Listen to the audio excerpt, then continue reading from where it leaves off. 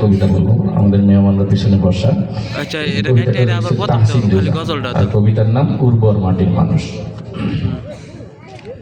ওসমান হাদি, তার নামে বিশেষ কোনো পরিচয় নেই, তার পদবি কিংবা আলাদা কোনো লেবাস নেই।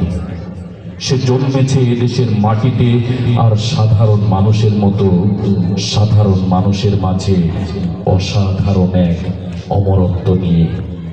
এদেশের উর্বর ভূমি তাকে তার নিজস্ব সুবাস দিয়েছে।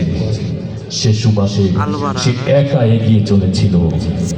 ইনসাফ তার অন্তরের প্রথিত শব্দ, ইনকিলাব তার শ্বাস প্রশ্বাসের জাগতিক ভাষা, আর মানুষ তার চোখের অপলক চেয়ে থাকা, যেন দৃশ্যের বাইরের সবটাই সবুজ আর লাল। কখনো আনমনে, আবার কখনো বা ভিড়ে মিশে যাওয়া একজন অতি সাধারণ অথচ চির উন্নত মমশীল।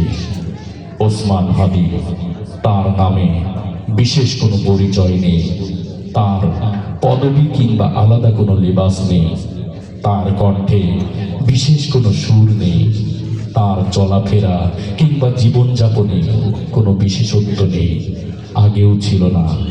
তবুও এক আকাশ বাংলাদেশ স্বপ্ন নিয়ে সে ছুটছিল ক্লান্তিহীন, সময়কে তোয়াক্কা না করে। কার জন্য, কিসের জন্য, কি সে আশা? কেউ কি সঠিক তথ্য জানেন? নাম শরীফ ওসমান হাদি, পরিচয় বাংলাদেশ, পদবি ইনসাফ।